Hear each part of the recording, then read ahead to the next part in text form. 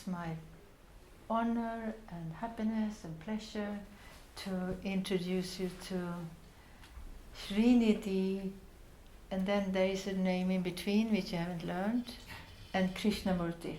But Krishnamurthy, even for Swedish people, I think would be easy to remember because we remember the Krishnamurthy of the history, right?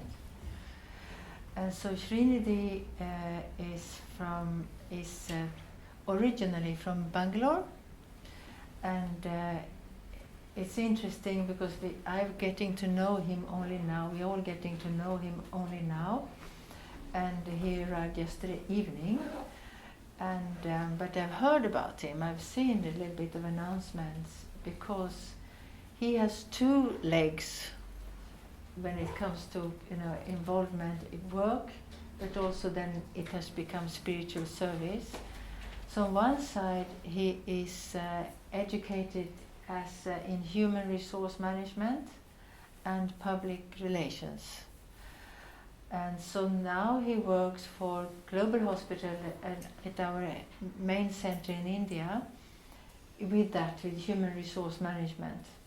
But then the other leg then is publication. So he's doing many programs interviewing people. And so Brahma Kumaris in India is very, very big, and it just goes faster and faster. So we have several television channels, and I just heard about how many interviews he has to do in the morning before then doing next thing and next thing. So you can get extremely busy with all these activities that we call spiritual service. And but his background with Brahma Kumaris is actually that his parents became students of the Brahma Kumaris. So Shrinidhi has grown up as a child with the Brahma Kumaris, which is quite common in India, but in our countries that we haven't really heard of. So we usually ourselves we come in connection and discover Brahma Kumaris. So, and I don't know what more to say. I mean, maybe what I just, Maybe about Global Hospital. Yeah, I said that he's working with human resource management at Global Hospital. And you came to in Mount Abu in 2009, huh? Yes. So it's like 16, now on the 16th year, being involved there, and turning 40 this year. It doesn't show, but it gives you a feeling of who do you have in front of you. And so today we did a little excursion in Stockholm, and I could see then, I discovered that he really likes nature more than anything else. We visited a palace, but actually his heart were in nature and the silence of nature. So he has also been involved with we have the Environment Initiative. Some of you have met Sonia, who has been here, and Golo, who was here just before, who are working very intensely with the Environment Initiative. So these different branches of service that Brahma Kumaris are doing, they are often connecting with each other. So one person is involved in many of these branches, and it's good because we can support and help each other. But I don't want to take more of your attention, so I would like to invite you to come and take it.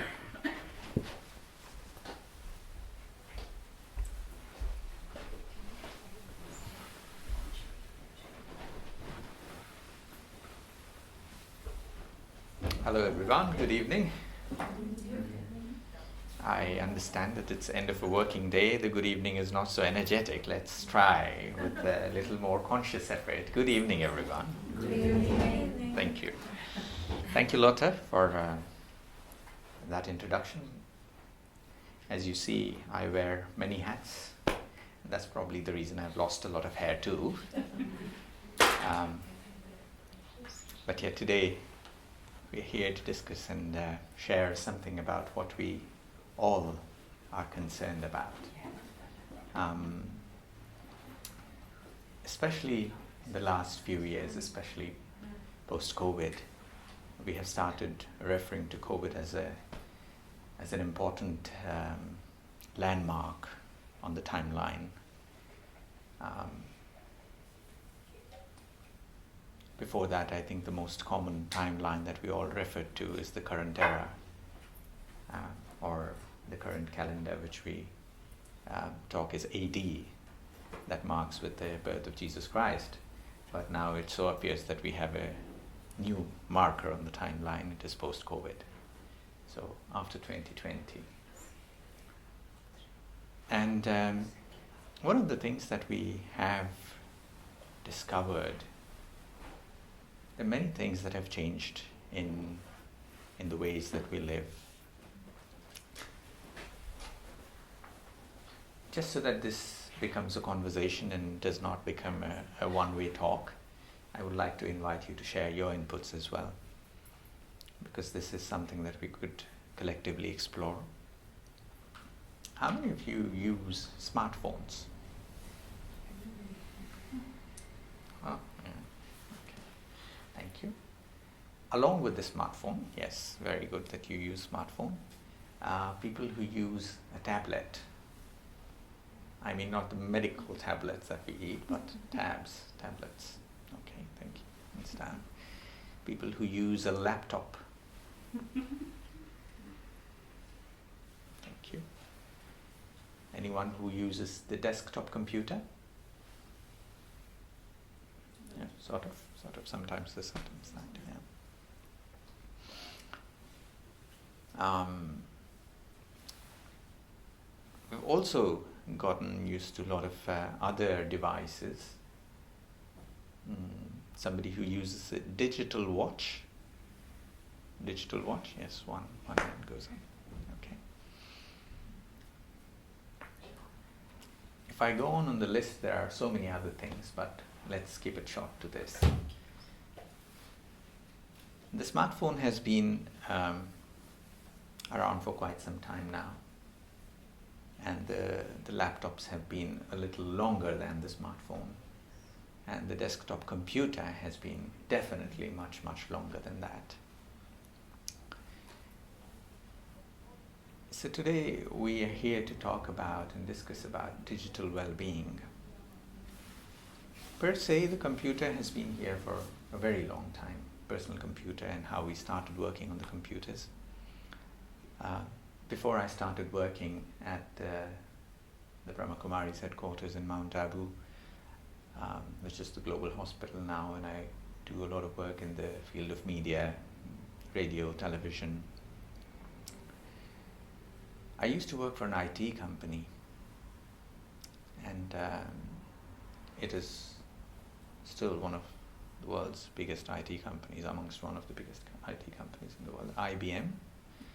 Heard of IBM? Yeah. Yes. They were one of the first people to bring PC to people, personal computers to people. And it could be surprising that from a former employee of IBM, this should come to you. Computers are now part and parcel of work, computing, and however we work.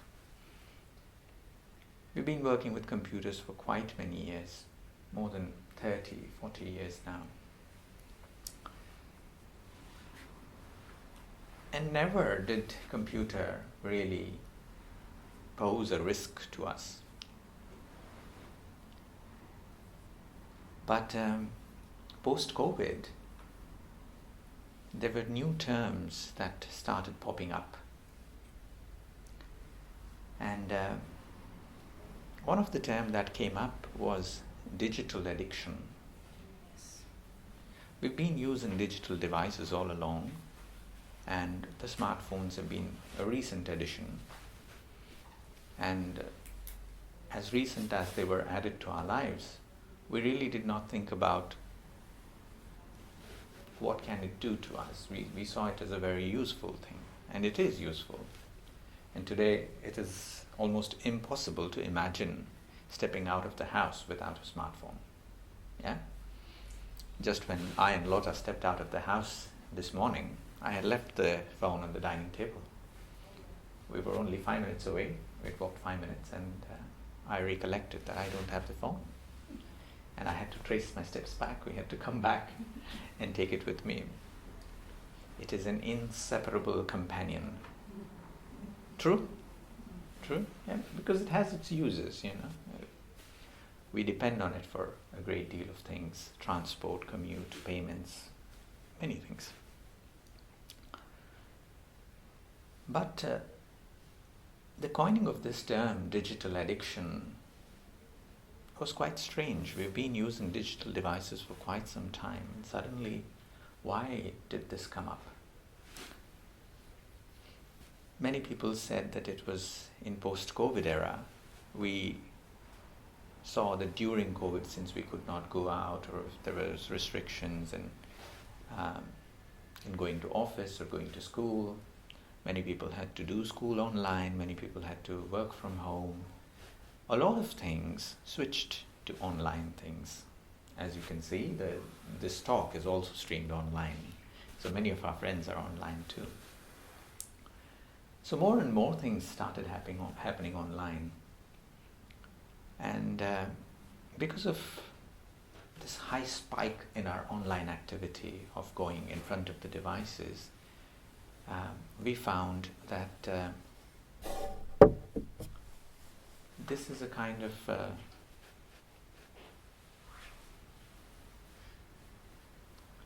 a dopamine hit that this device is giving us. For some reason, it was becoming difficult to disconnect from it, even for a few hours. The only time that people would disconnect from a device was when they would sleep. And the first thing when they woke up in the morning was, what? What do you touch? The first thing you touch in the morning? Phone. Also because the phone has multiple functions, it also works as your alarm clock. So that's the first thing that you grab. And the moment you grab it, you're still in your bed. In the process of trying to switch off the alarm, you wake up and you see the screen and the light hits your eyes, and you wake up not with the sunshine, but the shine from the smartphone. And slowly you begin the day. Sometimes we check messages the first thing in the morning. So on and so forth. There are a lot of other things. People check work-related emails even before they've gotten out of the bed. So a lot of these things started to happen. If we come back to the end of the day, because we use the phone and other devices during the day, one of the last things that people touch before they hit the bed is also smartphone. How many people do that? Last thing to touch. Very good. Very honest. Thank you. And this was also something that was discovered, that people wanted to fall asleep, but then they also wanted to see something before they slept. Again, check messages, check emails, just to see if there is something urgent that requires my attention. And if there was nothing urgent, and I looked at the clock and it said, it's just 9:30, I still have some time. Probably I would go on to a video streaming platform and entertain myself. Yes? So, since I'm online, I would not take the names of any particular streaming website or softwares or subscriptions that we have. But this is what we will do. And slowly, after watching one video and another one and another one, I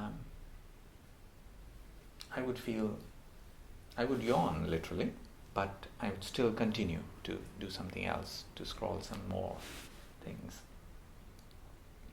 And by the time I was really tired, I would look up the clock and it would be 12:30 or 1 or sometime later than that. Happened to you? You don't need to raise your hands. It's not a crime. It is something that happens to us. And it is not something that we are doing it. It is the devices that they are doing to us. And that way, you can be guilt-free. So this happened for quite some time, and we did not see that there was anything damaging about it. We were just sleeping a little late. Yeah.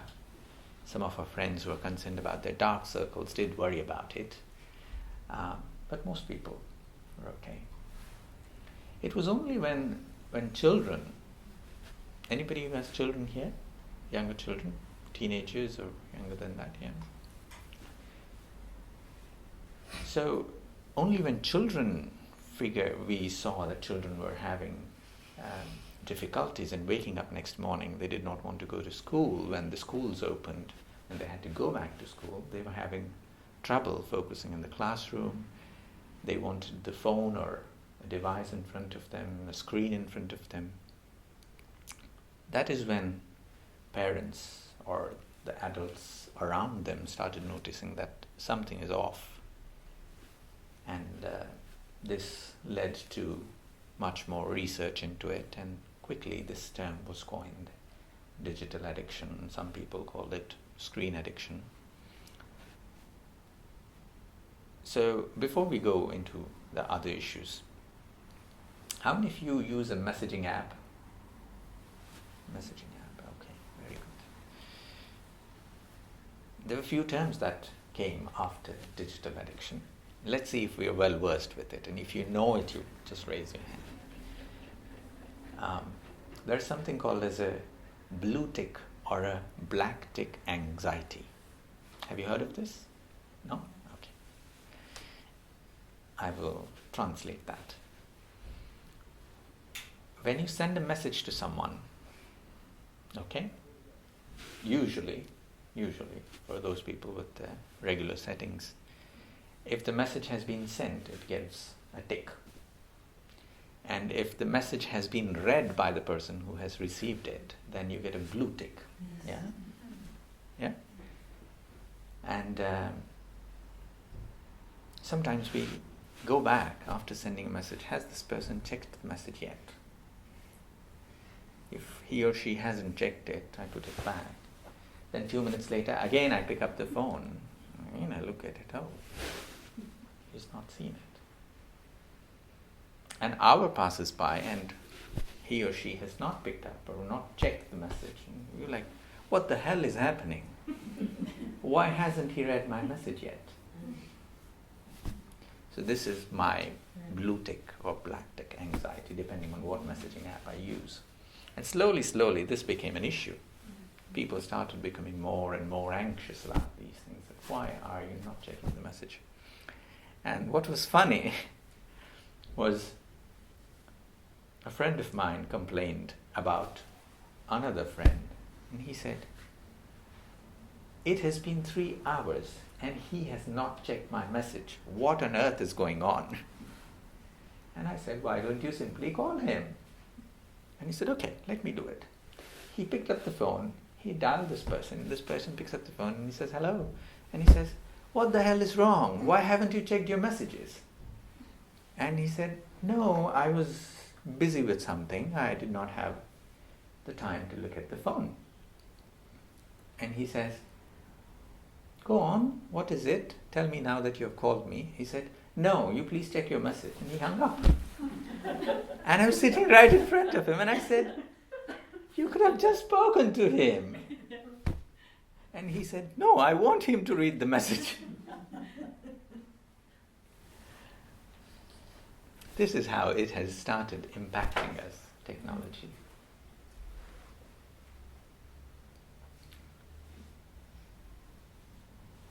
Few of the things that you might observe, and I'm pretty sure all of us who have seen things around us might have noticed it. There is also something called as the heads down syndrome. Yeah? Whether you're on the public transport, whether you're on the park, whether you're in the aeroplane, or the tube, or the metro, or the bus, heads down. Even when you speak to someone, they don't bother to look up. Yeah. Say, oh yeah, what happened? And this year in the month of May, I was running a workshop for kids 11 to 14 years old. And we had around 300 plus kids in the room. And I showed the same thing. And I said, has this thing happened to you? Heads down syndrome. You might not be doing it, but have you seen anybody else doing it around you? I asked this to the kids. All hands went up. Because they had seen their parents talking to them, heads down. And like we all know, children learn from seeing you, observing you. Not just you, but everything around them. They quickly absorb those things. What they see is what they pick up. You might say 10 things, but they will first see things, and that is what goes into them.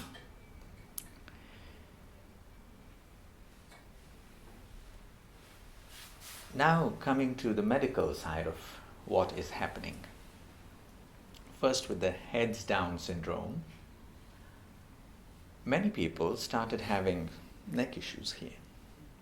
People who work on the computers also might be experienced with this. Yeah? But the neck issues were, with the computer, many people said that you keep the computer on a stand that comes to your eye level and you will work, and in between you take a break, do a stretch, tilt your neck every 20 minutes or so. This was the solution that was offered by medical science, because it was an occupational hazard, because you work with the computer, so you need to deal with it. But more and more young children started complaining about the pain in the neck, the cervical issue. And the doctors were surprised, because orthopedicians had never seen so many young children coming up with an issue in the neck. And when they asked questions and they looked for a diagnosis, they found that the children were using phones. And most of the children were using phones like this. Because of the extended hour of looking at the phone down like this, because your head happens to be a very heavy organ. Yeah? Really, it does. So the weight that it puts on the neck when you put it down and in the same position damages your neck here. And for young children, this was something that they had never seen. And they did not know how to treat it. You could not give neck bands to children, that would look very odd. And so they told parents that the child is still young and the body will recover quickly. The corrective action is to put the phone in front. And if you want to use the phone, this is the advisory, medical advisory, that if you want to use the phone to watch something for a longer time, hold it at your eye level. This was also part of solution, because the longer you hold, so you would feel, oh, this is. But as you see, there is always help for our problems, so that your hand does not hurt. Now we have stands like this, and we could buy them, and we started gifting each other these things. Yeah, you could get it in a shop, it's very cheap. So we started doing that, and children also started using them. Well, that did not solve the problem. Now the phones started going to beds. So children would sleep on one side of the bed, looking at the screen like this. Here, no stand would work. So much so that it became an issue that infants, very young children, who would not eat, you know how young children don't eat, and then you have to show them a pet, take them out and do different tricks, sing, dance, then they would eat. But now we had found a quick solution. Give the kid a phone, probably a cartoon show, an animation going on it, which is appropriate for the kids, And you will see, the moment the screen goes up, the mouth opens and you can feed the kid. If you think that I am speaking something that does not make sense, probably just go to a kid, put the phone in front and see what happens. So this was all right as long as the kid was eating. Once the eating was over, when you take away the phone, then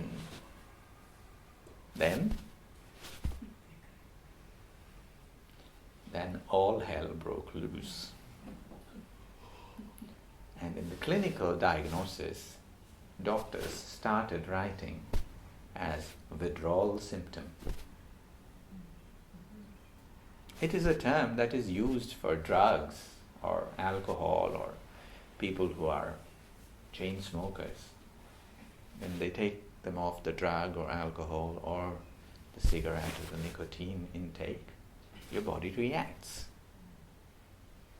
And here it was not the body that was reacting, it was the child, the mind of the person reacting. They started feeling restless. And this is one of the earliest withdrawal symptoms to all addictions, that we start feeling restless. So now I believe that we understand the problem. Yes? Yes, clinically this was diagnosed. We tried to work our ways around these things. And when the doctors, especially psychiatrists and psychologists, were concerned, we needed inputs from them because they were part of the scientific community, and when these issues were on the rise, they brought in certain other inputs, which was on the chronic end of the spectrum of digital addiction. In young children, we started seeing an exponential rise in a mental health condition called as ADHD. People have heard of this term? Yes. Yeah? Okay.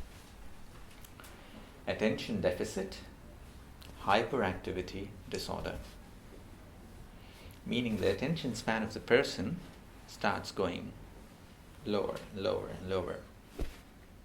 And not only that the attention span goes down, but it is also complemented by a rise in hyperactivity, meaning a need for distraction or need for doing something new very quickly. It's like, I want to drink this glass of water. I take one sip and my attention is to something else. And I take another sip and then my attention goes to something else. Naturally.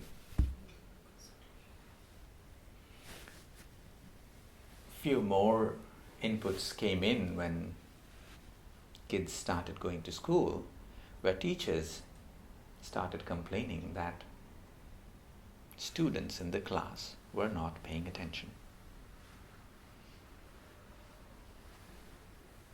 And they saw a drop in the scores, and the first term, when the performance of the students came out, most students failed. And the teachers ignored it, saying that, okay, this is maybe because we have just moved from an online mode and we have just switching to the offline in-person schooling. Maybe because of this change, children are not able to adapt. Another term passed by and there was no improvement. And by the third term, which was pretty much close to the end of the year, most schools had to anyway put the children to the next grade because they could not afford to have so many children to be retained in the same class. And that is when it became a bigger concern for people in the field of education. So ADHD on the rise. The moment you take phone away from kids, they get cranky.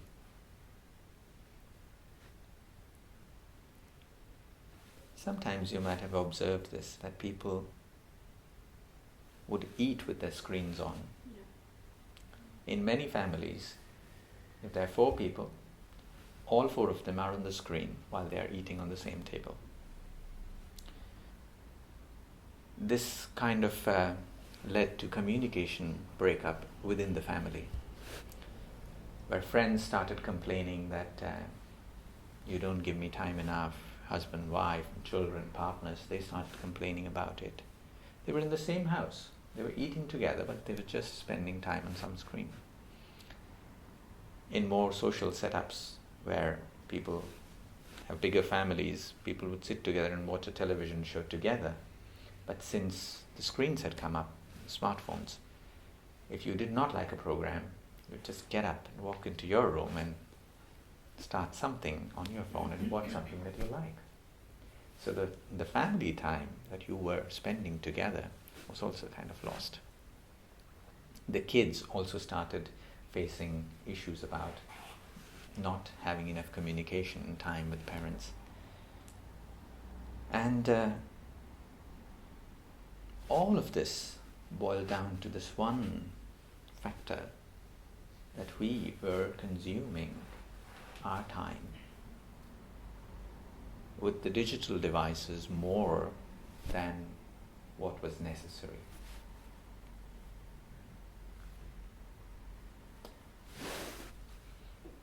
How many of us watch something on a screen for a specific number of hours was called as screen time? This was also a new term that was coined. How many of you think that you have a screen time, including work, including your entertainment, all things included, which is more than 10 hours a day?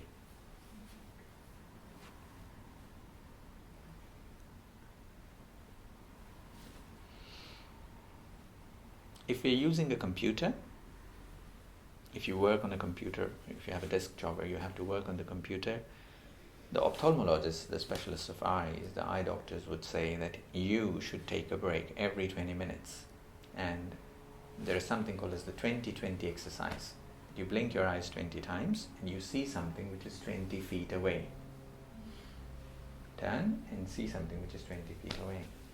And this is for your eyesight so that it remains good.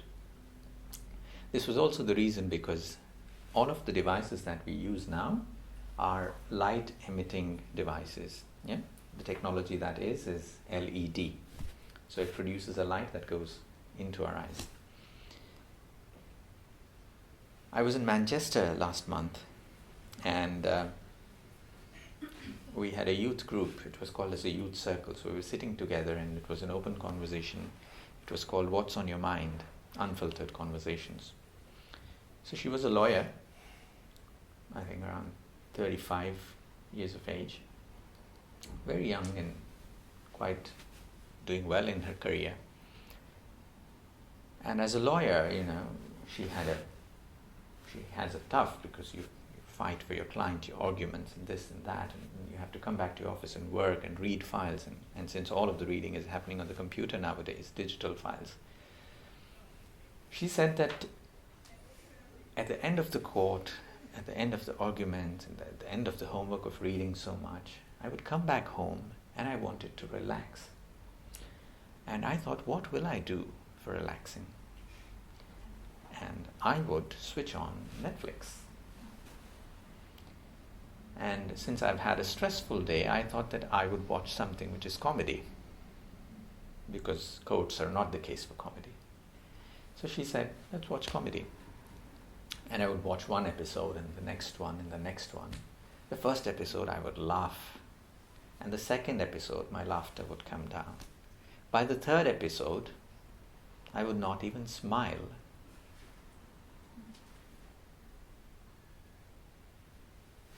Any reasons why is this happening? Are the episodes not funny enough? Need higher dose. Come again? Sometimes you get used to it, you need higher dose. Yeah, you need a higher dose. Yeah.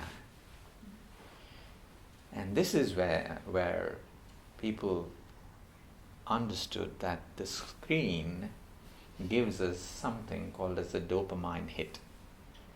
It has a function that how it impacts us hormonally inside in our physical body. And after a certain point of time, it stops. So you need a higher dose, but here the higher dose was not working. You were watching 3 episodes in 4, and no matter how much you would watch, it will not work. You become simply more tired. And now she recognized that she has watched enough and she wants to fall asleep. But even when she tries to fall asleep, she says, let's watch another episode as I try to fall asleep. But the light from the screen, the LED light, it often comes from the end of the spectrum towards blue. As you see, the light spectrum starts from violet to red on the other end.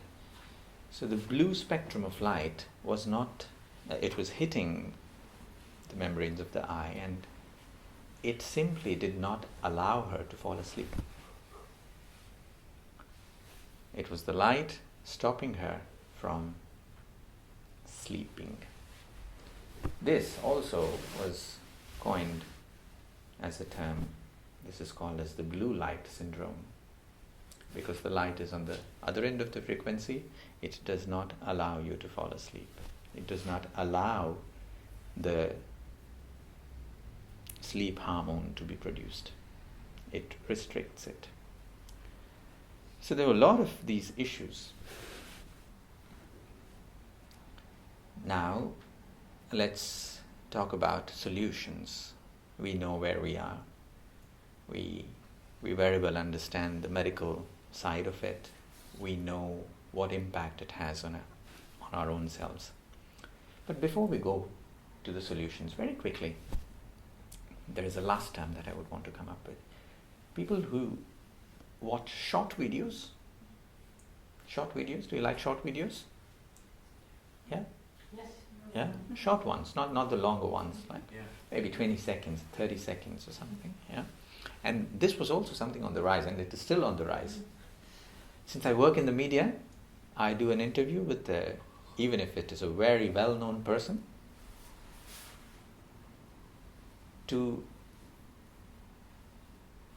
I'll use the MBA term that I learned, to sell that video so that more people watch that video.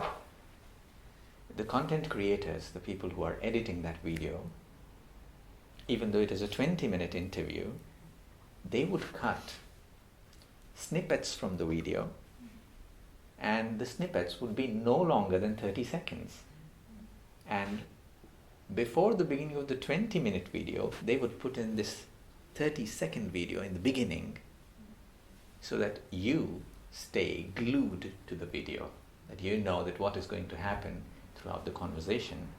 So you don't skip the video or don't close it, but you sit and watch it. This was a way of grabbing your attention, holding your attention in one place. But some people thought that why really do we need to put 30 seconds and then another 20 minutes? Let us just do 30 seconds and let's see what happens. And of course, you know the monetization, the ads and other things that happen today when you watch something online. So the more and more shorter videos started coming up. And there are many softwares and many websites that people use it. Of course, India banned one a few years ago because it was owned by a Chinese company, and the United States is on the verge of banning it for political reasons, not because of people's health. So people would start watching a video 20 seconds, and they would not even watch 20 seconds now. They would watch 10. And as time is going forward, youngsters, teenagers especially, their fingers move like this. They don't even spend 2 seconds on a video. 2 seconds. And this is called as doom scrolling.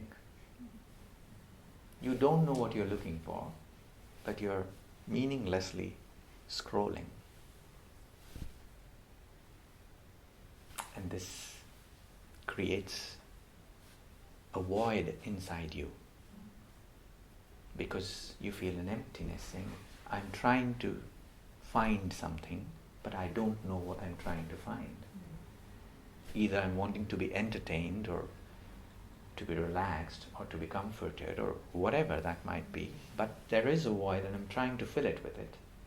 I have extra time on my hand, waiting for the bus, waiting for the tube, waiting for the train, waiting for my flight, but that is not giving me that comfort.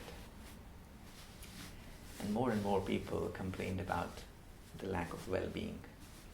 And that is when the terms for solutions were also brought in. So this term, digital well-being, was coined.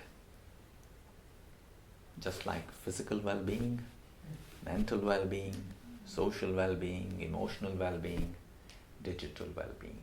Since we all use digital devices, we also know, and we should know, how do we take care of ourselves digitally?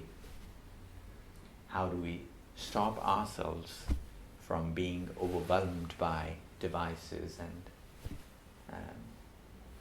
the digital explosion that is happening around us?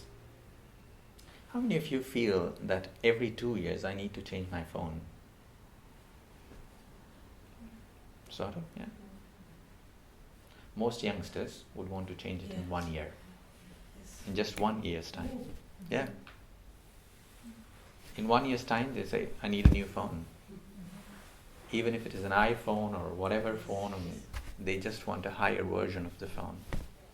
It simply does not work for them. They think that this is not.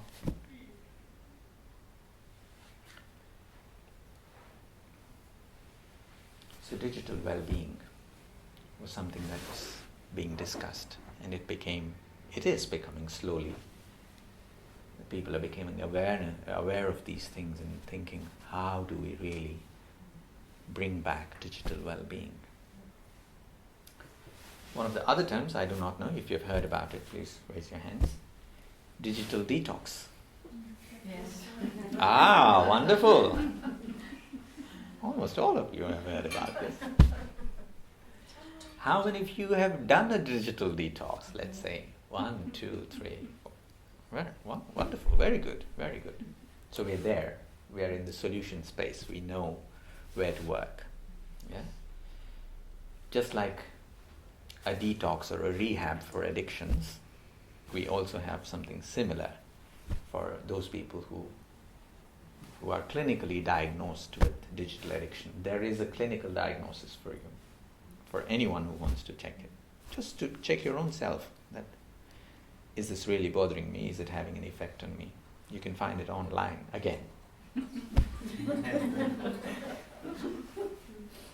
But I cannot tell you where to look for. Why don't you just Google it? I'll give you multiple options. One of the first things that we could think about, if you don't want to go on a digital detox, we at the Brahma Kumaris in India at our headquarters 2 years ago started offering digital detox retreats to IT professionals, because they were the ones who were suffering more, neck physically and eyes, glasses. Now you have special glasses, do you know? If you use the computer for more than 8 hours, you can put on a glass which is called as a blue cut glass. So what it does is it cuts down the blue radiation, and it's only while you are using the computer. But so we brought our friends from IT, and IT retreats are a good break for people to come and step away from the work and do something else. And many people, when we first offered the digital detox IT retreat, we sent out emails, and many people wrote back to us, "Is it happening online?" And we said, what a paradox. You want digital detox to happen online. That meant that we did not understand the whole issue. It was not their fault. It's just that we had not become aware of it. And people came to the digital detox retreat, and we said, here is what we're going to do. You're going to be here with us for 3 days. And we all understand that you're busy people. And since you've come here on a weekend, so you will not use your laptop or your work computer for anything. Even if you use your work emails on your phone, simply for 2 days, do not check your work emails. If you think that you have something very important, please write an email to them that I am away for 2 days and I will not be able to check my emails. If there is something really important, please call me on my number. Can you do this? You would not believe half the people picked up their phone and they started typing the email, which was understandable. And then we said, okay, this is good. So out of the 3 days that you are here, 1 day will be a digital detox day. All other 2 days you can use your devices. Only 1 day you are supposed to switch off from it. And half the people said, oh no. And we were like, okay, you signed up for this. So we're just asking you to try. And they said, but we are away from home. We still need to speak to someone. And the person who was coordinating the session, he said, tell them, because Mount Abu also has a big forest. It is one of the protected national forests in India. And he said, tell your family members that from morning 9 a.m. until 9 p.m. we are going into the forest where there is no mobile network. So you will not be reachable. So they should not worry about you. And if there is really an emergency, we'll give you the number, which is an emergency number, which is for our campus, and they can call and leave a message. And we promise that we will deliver the message to you within half an hour. We will find where you are in the campus and we will transmit that message to you. It was agreed upon. People said, yeah, this is doable. We said, okay. So we asked people, which day would you like to do it? On the first day, the second day, the third day? And people said, no, the first day is impossible. Let's take it for the second day and the third day anyway. We said, okay, second day is all right. So the simple rule was you switch off your phone at 9 in the morning. If you have to speak to anyone, do whatever, do that. At 9 o'clock, you switch off the phone. You bring the phone to the class hall where we were running the sessions, and we all put the phones with labels in a big bag, and it was kept here, like a round circle. Everybody's phone was here, invisible, in front of them, but they had switched it off. It had labels on their phones so they could know which phone is theirs. And everybody sat in a circle. So, because this was a digital detox day, we wanted this to be more fun. So we did not bring all people together. We divided them into groups of 20 and 20 people in different rooms. Some of them chose to be outdoors in the gardens, and we said, yeah, why not? We'll run the sessions there. 3 hours into the session, some people were tempted to pick their phones up. But since the coordinators were there, people who were running the session, they said, is it really okay if I just take it for 5 minutes? I remembered something. And we said, not really. It is not that task that is calling you, it is your mind which is really dragging you there. So let us try to master this pole. And they said, okay. And in the afternoon, at lunch, many people are used to using the screens, and they said, no, the phones are going to stay where they are. You go to the dining hall. They walked to the dining hall, but then they were free.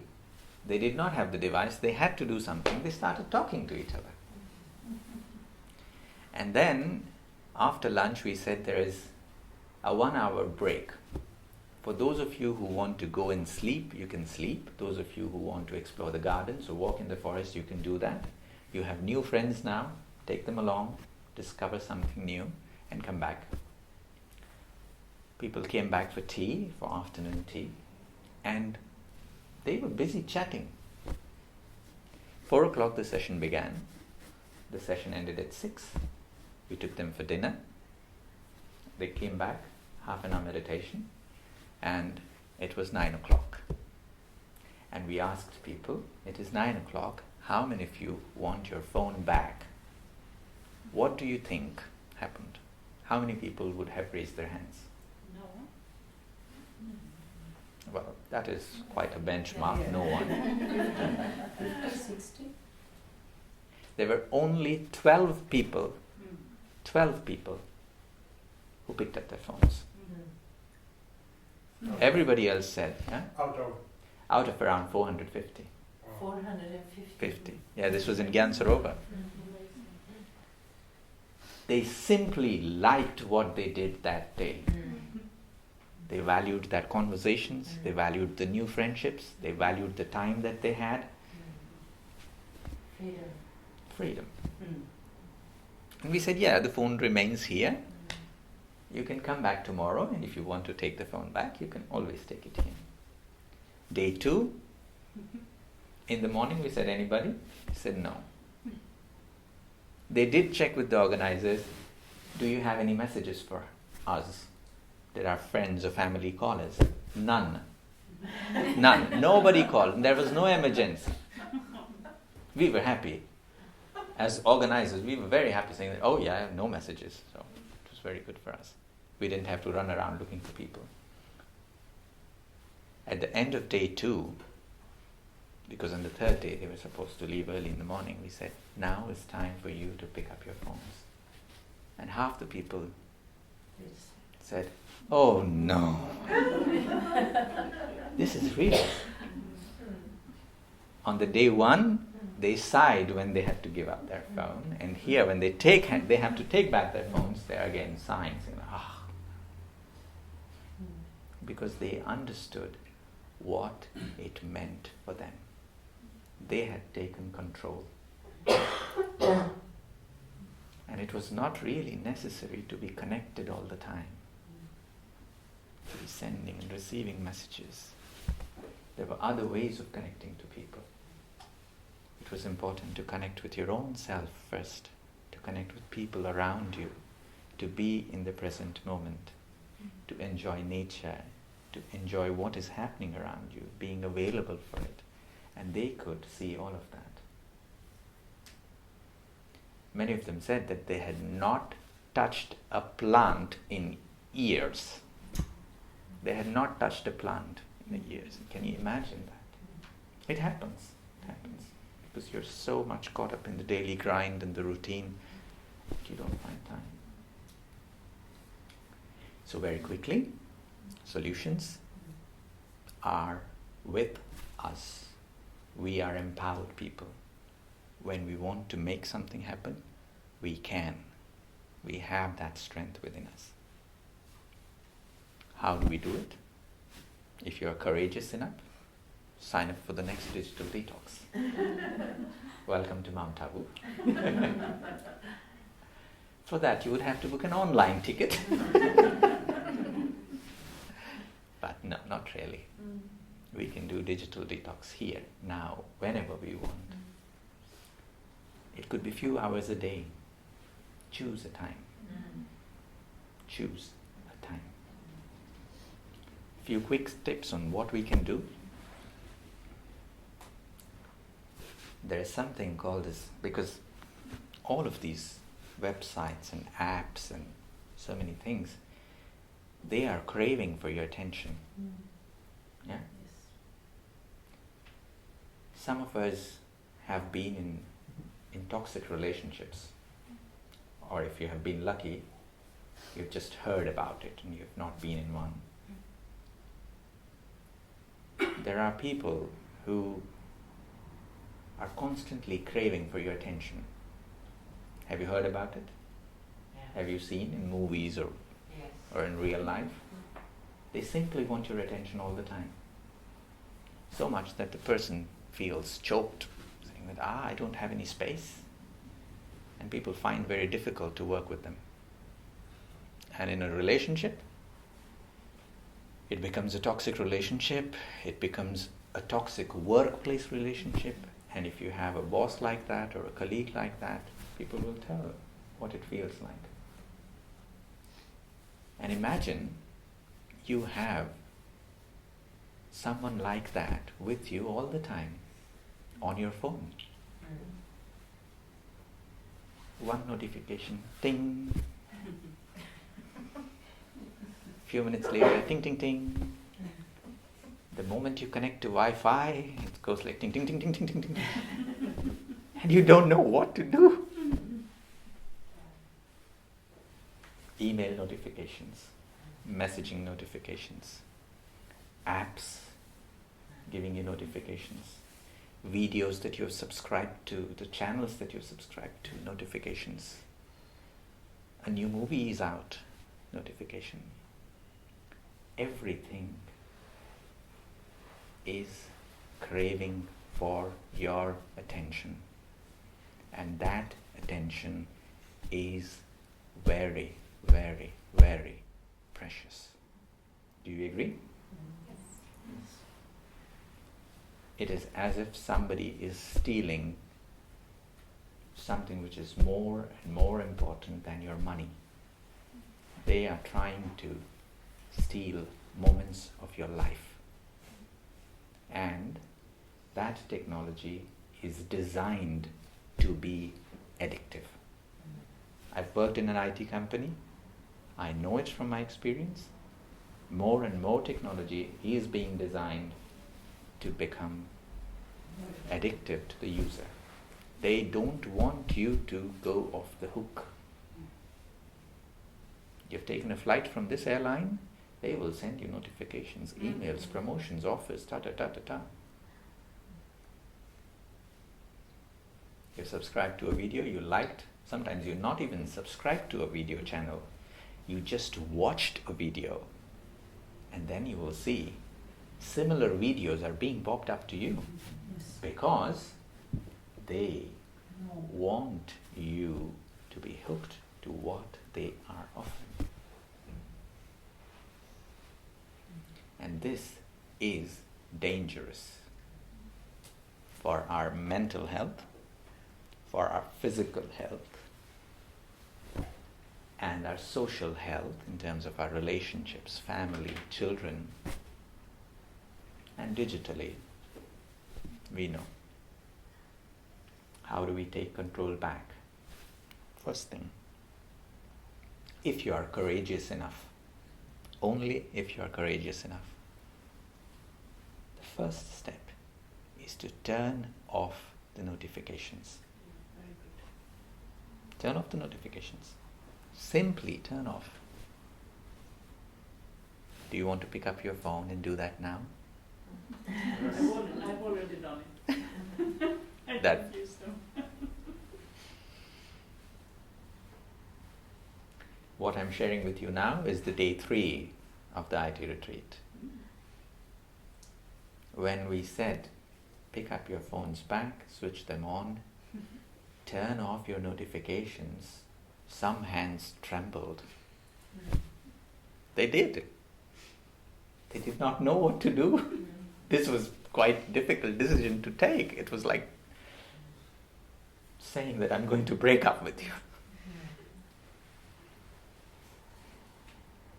It is difficult, but you have to make a difficult choice. Not for long. Do it for a day. Do it for 3 days. Do it for a week.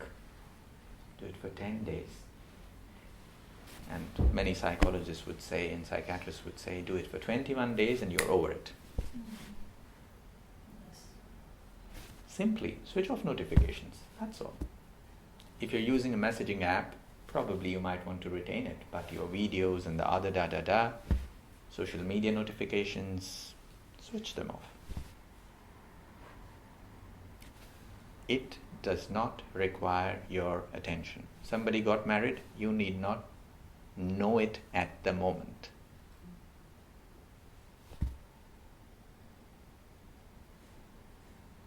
Yeah? Can we do it? Yes. Step 1. Step 2. Fix a time for your phone usage. There is something called as making a timetable. We all know it, we all have done it. Choose times where you will check the phone. Maybe from the working point of view, you start working every day to start off, just to start off. If you go to work at 9 in the morning, from 9 a.m. to 6 in the evening, or whatever time you're working, once an hour, I will check my messaging app. Once an hour. Doable? Once an hour. Once an hour. Here at the Brahma Kumaris, we practice a 1-minute meditation at every hour. So at the chime of the clock, we take a 1-minute break. Whatever we are doing, we get back and just go back inside, rework, allow a moment of pause and peace, gain back your inner calm, and we do that. So probably once an hour. Doable? Not unless you're traveling or you're expecting someone or you need to pick up someone. I understand that, but at work, once an hour. Can we do it? Yes. Can we do it? Doable? Try. See. The third thing. Sleep hygiene. New term. Sleep hygiene. Part of digital well-being. Sleep hygiene. 2 hours before you hit the bed, no screens. 2 hours before you hit the bed, no screens. Why? Because science says that if there is a blue light that enters in your eyes, you cannot fall asleep. And it requires at least 2 hours for people to fall asleep. If we look at the circadian rhythms, the rhythms in the nature, when the sun sets, slowly the blue light, when the sun sets, you would all see that slowly the sky would start turning red. It is blue now when the sun is up, but as the sun sets, it starts turning red, a little bit of orange, and slowly the blue color starts giving way to the gray, and then it becomes dark. The same applies to us here. 2 hours. 2 hours.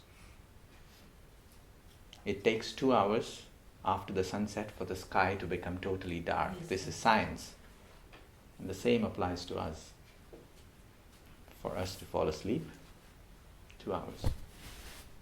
2 hours before going to bed, no screens. Sounds like a difficult task. But this is my sleep hygiene. What can I do? What can I do? You need entertainment? Read a book. You need entertainment? Sing a song. Yeah. When was the last time you sang a song? Just sing.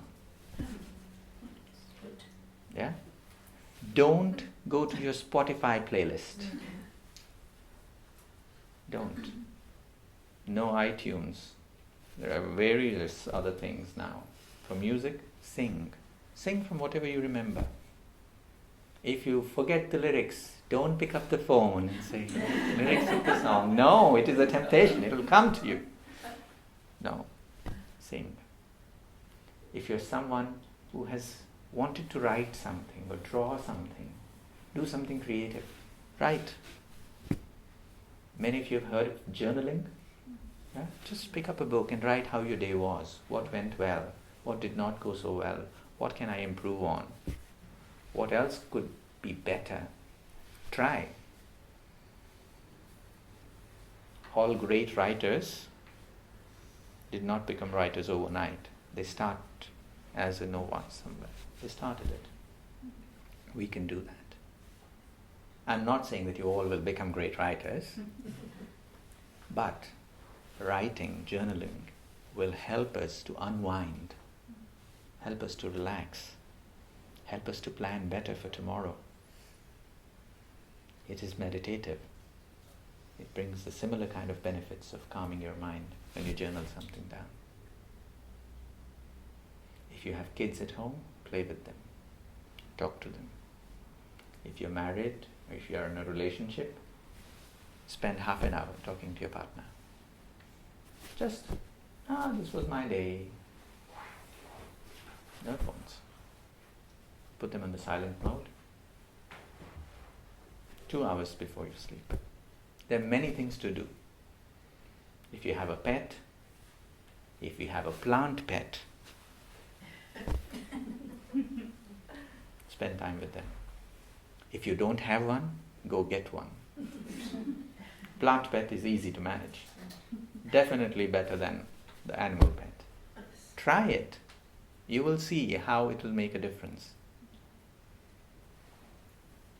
Some people might think that you are crazy when you start talking to a flower, saying, hello, how are you? People would say he's gone nuts. But then, slowly you will find your footing. You will see how much of calming effect nature can have on you. Go on walks.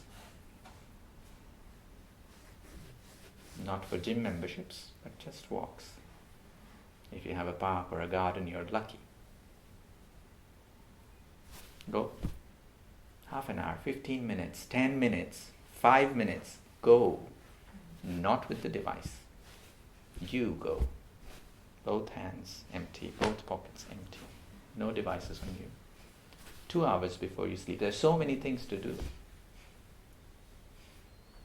Anybody who likes a cup of tea? Before you hit the bed, develop a tea routine. In Japan, in China, in Southeast Asia, there are tea ceremonies, elaborate. It's more kind of a thing to do. Pick up something. Develop a new hobby. Something easy to do, to start off with. Next step. The room where you sleep. The room where you sleep, your phone should not sleep with you. The bed is for you. If you have a partner, for your partner. If you have children, for your children. But not for the phone. The phone does not come into the bedroom. It does not. Can we do this? Yes. If you think that you have a habit of waking up to an alarm clock, buy an alarm clock. True? I'm not being funny. Yeah. True. It is a good investment. It will pay off. I'm telling you. Buy an alarm clock. Your phone is not your alarm clock. It is very cheap buying an alarm clock. It is not much. And it is worth the investment. What about if one have a mobile who is not online, who is in flight mode? Is it Does bad not work. anyway? Bad anyway? To start off, does not work. Whatever mode it might be. People put it on the smartphone. The smartphone can go on flight mode, but you are not on the flight mode. Yes. You are on the active mode. It's still blue connected. light that does it, Yeah? Alarm clock. This might sound funny to some people. Anybody who takes the smartphone to the bathroom, you don't need to raise your hand. It's okay. It's your personal task. While I'm sitting on the pot, what am I supposed to do? Let me type some important emails. this is your personal hygiene. The phone carries more bacteria than the toilet seat. That's what people are telling you now. So the phone does not go with you to the bathroom. Now, the devices that we use require us to take a break now and then. Part of digital well-being, there are many apps for it. Yeah? Again, I'm telling you because there are many apps for it. There are certain apps, I will not take names because then it will become too commercial. There are free apps also, where your phone, if you're watching your phone for more than 10 minutes, by installing that app, your phone goes blank. It becomes dark, you cannot see anything. And it goes dark for 60 seconds. Precisely 60 seconds. If you are on a video call, it'll still go blank, but you can still hear the person. Good idea? Good idea? Just to limit the digital eye strain, the strain on your eyes. Many computers also have these apps. Many big IT companies who are now taking care of their employee well-being have started installing this on the computers. Those of you who work on computers sitting desk job, the screen goes blank and it shows a counter, a clock down, which is countdown, 59, 58, 56. And sometimes there are messages that pop up, stand up, stretch your arms, rotate your neck to the right, to the left. There are. Technology is helpful too. Not all is evil. We not knowing how to use it, it is our own mind becoming a slave of this. That is evil. You can install these apps. There are also, because all of this is about our mind, and we need to strengthen our minds, develop a calming hobby. Meditate, juggling stones. If you enjoy cooking, help around people, try doing it. Every day, 10 minutes. During the day, 1 minute each, or maybe 5 times a day, 1 minute each. Take a break, sit, meditate, just to empower your mind, reminding myself that I am powerful, I am capable, I am positive, I have things in my control. I can and I will do things. I am my own master. Reminding yourself these positive things will strengthen you. Simply here, nothing, just this. You keep doing it and you see what results will come out. So that was about digital well-being. And now if you want to have a quick Q&A, not with Google, then you can share your thoughts or your questions. The floor is yours. Yeah? So let's suppose we live alone and at least for me, like, I get bored. I'm cooking, I can do something thereafter. There's no one to talk to. Then you want to get engaged with something. Otherwise it's, I can be in meditative state but not for 3-4 hours, right? So it becomes harder to even, maybe if I'm cooking or then I ate and then what to do, I can walk and then still have some time. But I need some 10 minutes quick entertainment to feel something good, right?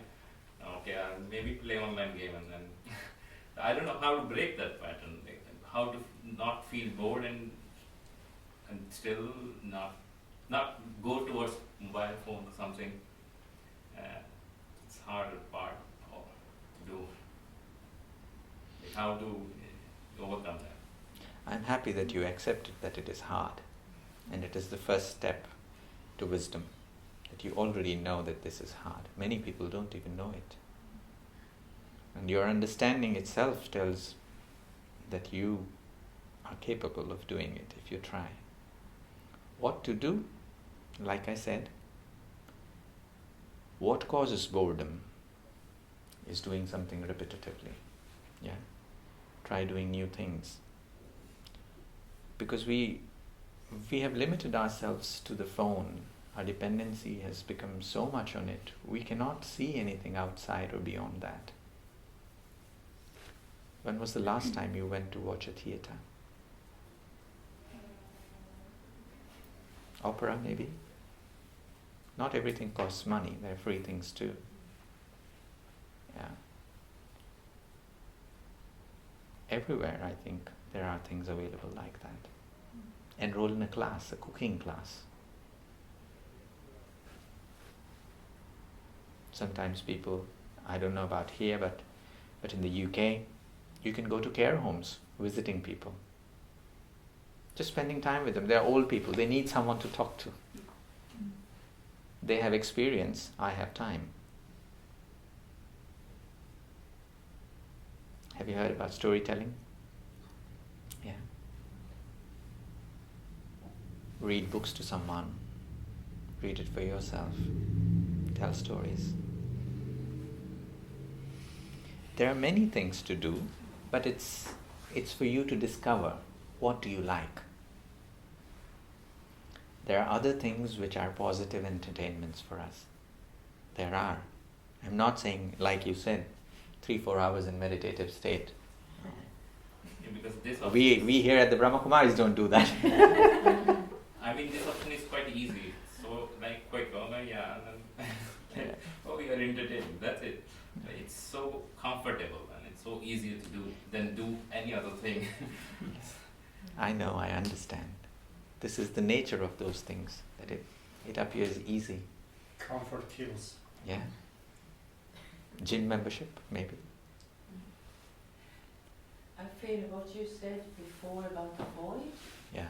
is so clearly, I can feel that clearly. I like to watch films with animals. Yeah. You know, where a duck has only one leg and they create another leg for the duck, so I get, oh, it's so sweet. Yeah. But as you explained before, you see 1, 2, 3, 4, and after a while I feel emptiness. Yeah.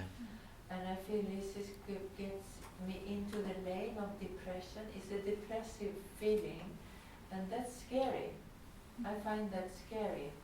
And this experience of being dependent, that I'm being trapped into some other power is holding me. And I feel, for me, it's so important then to experiment and see, you know, what can give me a sense of meaning. And I think you give very good examples, like go to a concert and feel what it's like. I was in an outdoor concert the other evening. They were giving it free outside the opera. And I was so touched. I was touched next day about what I had experienced, that because it's real people. Yeah. And it was real people in front of me. I'm in front of them. It's not something recorded and edited. And so I feel that if I feel depressed, or I can trace it back to where is this depressive feeling coming from? Where is this void coming from? So I can also go that way and see, how can I avoid this taking more space? And the other thing I was thinking, many people say time is going so quickly. Time is not going quickly. Time is same space. But if the device is taking my attention again and again, I have less of my own time. So that experience of time going fast, because I'm being occupied by things. Even if I want use the phone to look for something, then another message comes up to pull my attention. I mean, it's so difficult to do one task using the phone. more and more people are coming up with creative ways of doing these things. There is something called as monotasking. What is it? Monotasking. It's very good. Monotasking, one thing at a time. Yeah, it's very good. When I was studying MBA, they told me that multitasking was a skill. And today, they tell me that multitasking is a kill. If you do multitasking, you will not be able to do it for long. It'll take a toll on you. In a recent study published in the UK, said that people who, earlier we thought that people who were doing multitasking had lesser chances of developing dementia, Parkinson's and other neural issues. But the new research says that it is contradictory now, that the more people are doing this, more and more people are developing symptoms at an earlier age. So earlier people thought that dementia, Parkinson's and all of these things were diseases for the old people. Like there was an age bracket, that is when it would begin. It's the onset of the disease after 60. But now the research says that the onset can trigger 30, 40. It depends on what is the kind of work that you're doing. So more and more children in schools are now being given repetitive tasks. If you have heard about this Japanese technique of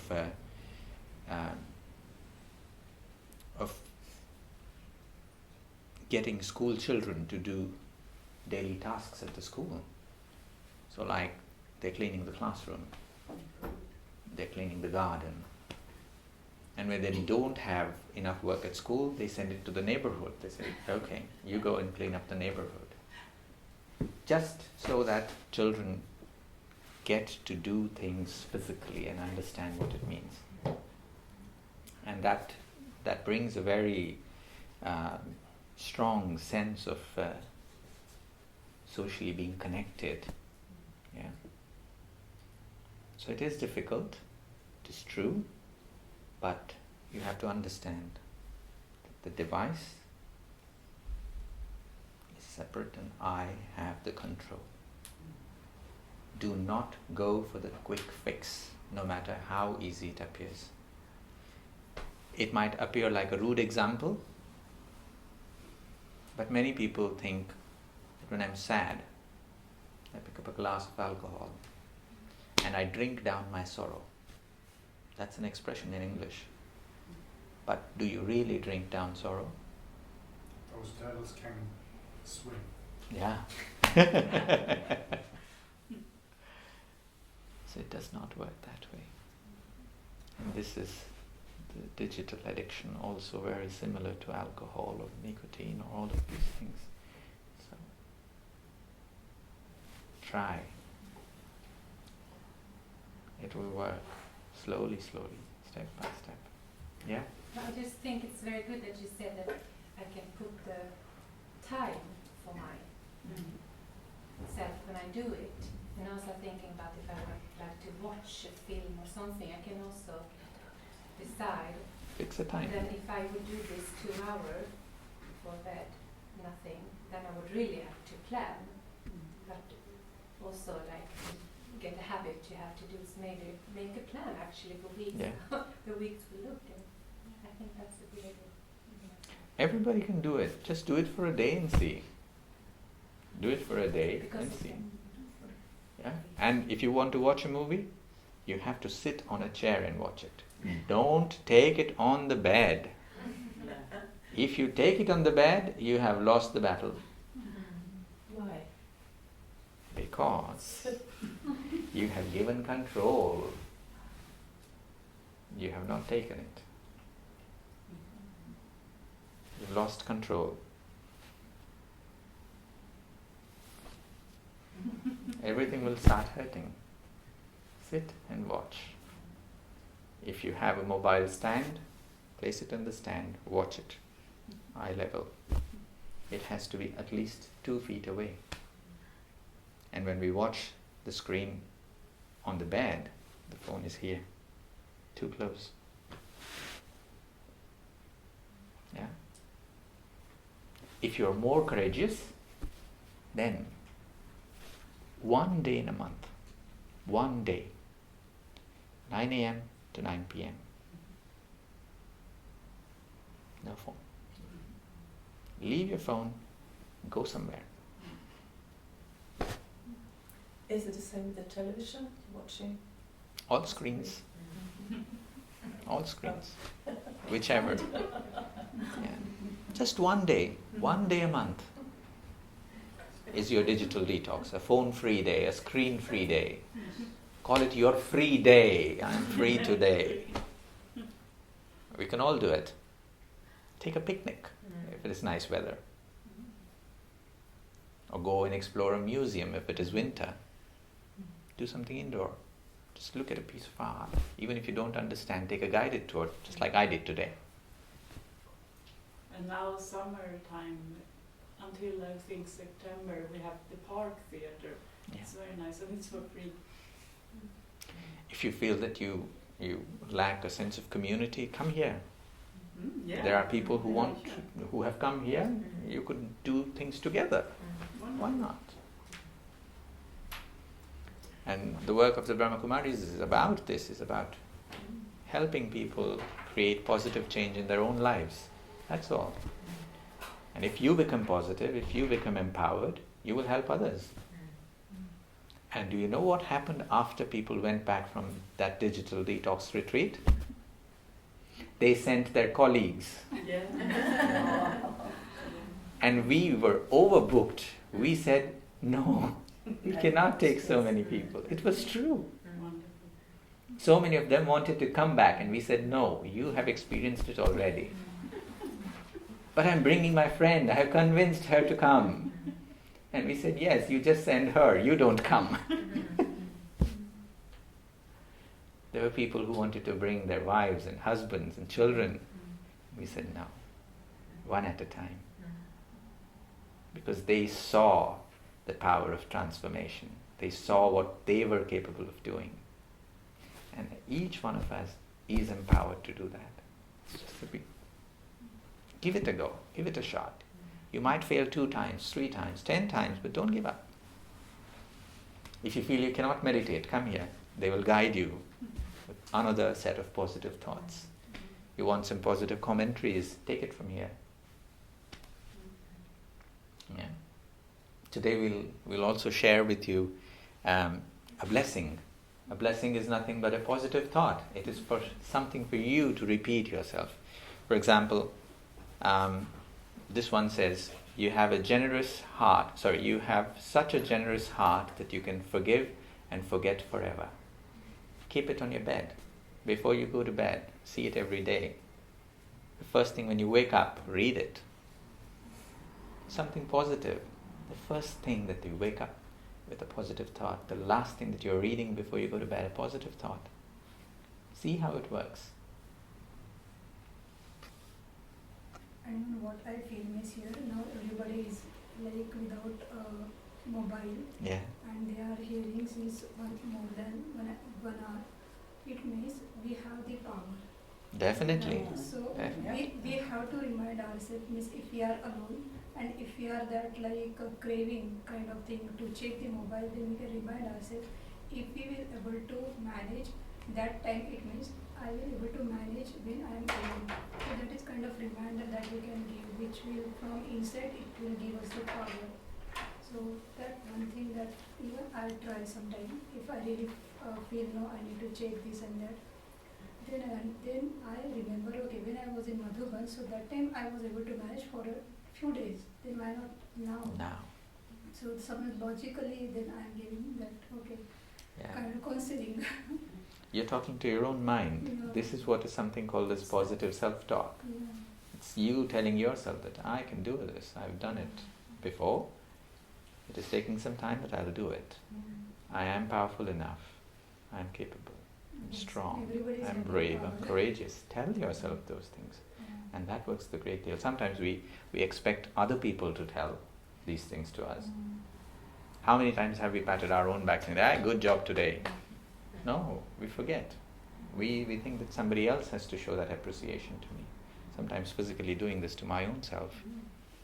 is self-love. Yeah? Positive self-talk. Cultivating this is something which is easily possible. Those of you who want to start this, take it on a positive note.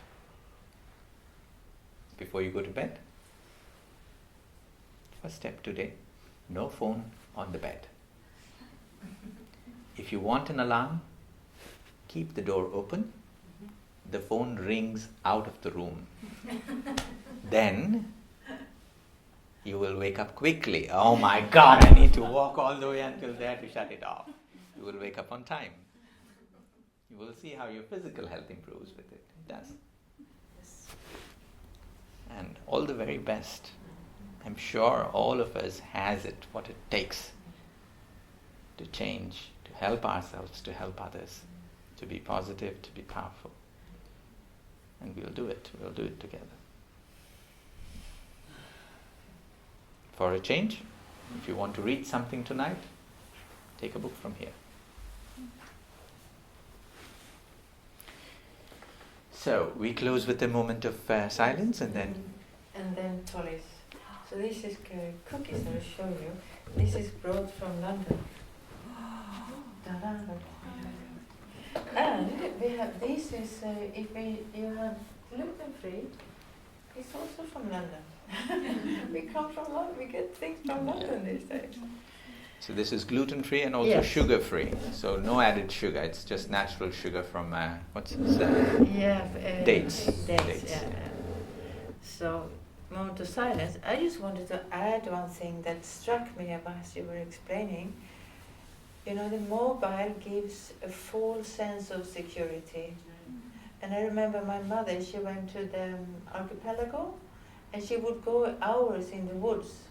And my brother used to be upset and say, why don't you bring the mobile if something happens? I said, I won't bring the mobile. If something happens, it happens. So it's like, you know, life, to trust life and not to be sort of defensive against life. Also when people send messages and then they get upset, I'm not available all the time. Take back my dignity, I'm not available all the time. I will look when I look. Yeah. So these kind of things just touched me when you were saying. So. True. 30-40 years back, there is no mobile. Yeah. People live Yes. comfortably. No mobile. 30-40 is a very long time. When I used to work for IBM, when I started working, I think 2009, and at that time we did not have smartphones in India. We did have mobile phones, but it was not necessary that everybody had a mobile phone. And if somebody needs to be picked up at the airport or at the train station or a bus station, people would still get picked up. Yeah. They would still look for you. Yeah. Yeah? It's a board. Yeah? Yeah, with the board, yeah. Welcome. And I remember in 2007 I traveled to Egypt, so that time I remember it was Nokia mobile I Yeah. had, and I forget charger in India itself. So I thought, okay, it's just the 3 months. Then I managed without calling and everything. And even that time, like family members are also like, okay, miss, it is not like we are calling them daily. So they were also not in that mode. They also understand, okay, once in a week if somebody is telling us that, okay, she is good, that's enough. But now the thing is, as we have the technology and mobile, we are calling in the morning, in the evening, and just telling them everything is good, everything is good. Exactly. Constant Family news members reports, also 24 hours, live from here. Family members also comfortable with this. Go, my children, go from the school and come back comfortably. I am also free for that. That builds a great level of trust, you know, Yes. to knowing that they will take care of themselves, everything will be okay. It helps us to create a positive mindset around things and to trust everything around. Yeah? I would like to make a reminder about the radiation as well. Yeah, There is an issue with the radiation. yeah, A lot of thyroid problems yeah, skyrocketed from around 2009, especially in women yeah. holding the Mobile phone here. phone, yeah. Yeah. Sometimes they put them in the In the pockets. pockets and back pockets, and it's about time to stop that. Turn the mobile off when you carry it, actually, because it's very harmful radiation. There was a funny joke, which is true medically too, but it was in a news program, and the anchor presented it as a joke, and he said, "You keep your phone here, your head gone. If you keep your phone here, your heart gone. And if you keep your phone in your pant pockets, generation gone." Meaning that even for bringing the newer generation, the sperm counts, the quality of ovary, the eggs, everything was being impacted. Of course, medicine is now telling you greater things about that. But if you still have to use a phone, you still need a phone which requires you to be on the call, available all the time. Ditch the smartphone. Switch to a basic phone. Just a keypad phone. They're still available on the market. And in the last year or so, the sales of the basic phone have gone up. More and more people are making the switch. They are taking control back. If I need to speak, I'll just speak. Don't send me a message. Call me. I will talk to you. Also, That is a good idea. also go back to wire phones. Yes. If you need a earphone, if you need to listen to something on the phone, use the wired jack. Don't go to Bluetooth and other things. Of course, there is a lot of science and work that is happening behind it. But, take control. We are like lab rats. And in some companies, smartphone is not allowed if it is specifically Yeah. banking. So in many companies, no smartphones because of data security. You cannot take a picture and you cannot do all of that. Yeah, good. Since I'm here as a tourist, I saw that there are so many of us, we are so fond of taking pictures when we go out, when you're in a new city and new place. But when do we really look at those pictures? Do you go back and do you see them? Thousands of pictures. Chuck, chuck, chuck, chuck, chuck, chuck. Wonderful. It's important to absorb and be and enjoy the present. You will see, just by changing the phone, you will see how much you will enjoy, how much you will start appreciating things around you. And it is for you to try and test it out. When you see it, when you gain what you have gained from it, you will say that, wow, I got lucky. You will help others. You will. Yeah? So, let's just have a moment of silence, because this can go on forever. We're having a good time. Thank you. Thank you.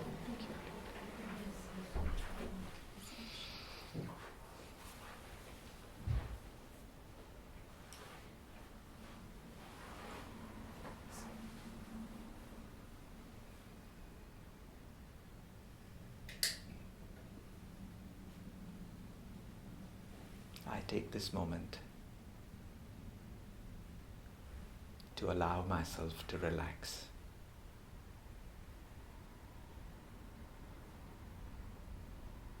As I relax my body,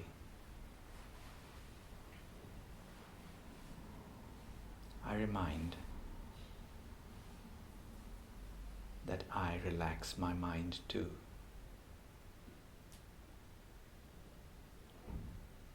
I choose to slow down. I observe the flow of my thoughts. And I create a thought that I am relaxed.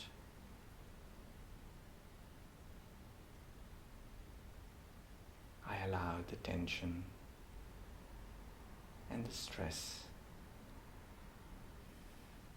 to gently flow away.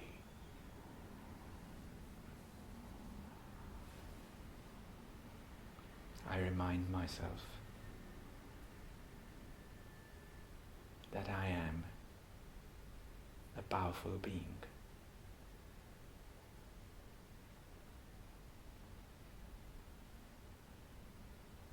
I am capable of doing so many things.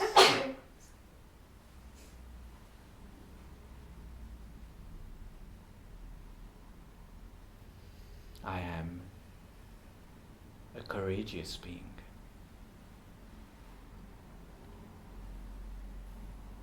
I am strong.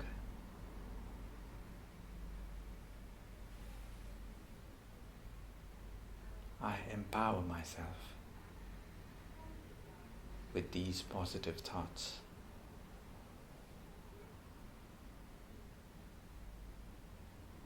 I am my own master.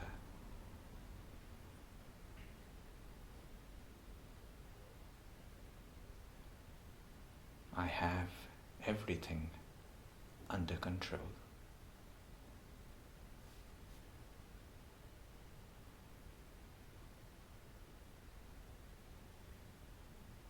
I enjoy being in the present moment.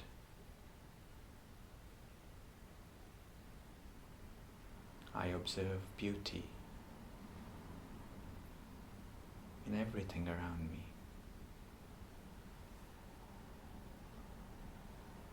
I notice the detail and wonder in everything I see.